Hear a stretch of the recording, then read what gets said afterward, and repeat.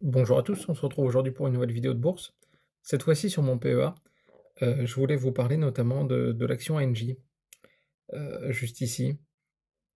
C'est ma première action, la première que j'ai achetée dans mon parcours d'investisseur.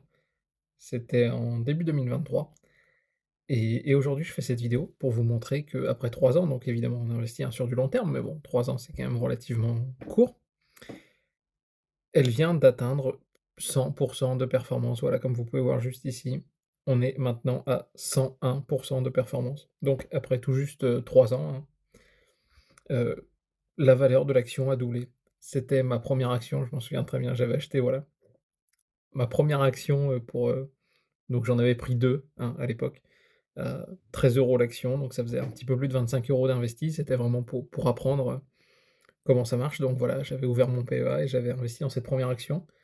C'est la seule que j'ai toujours gardée et voilà, après 3 ans, on est à une performance à plus de 100. Je suis assez content et en plus de ça, évidemment, hein, tous les ans, il y avait un dividende entre 1 €, 1,40 € par action. Donc voilà, je suis assez content de voir le parcours de cette action.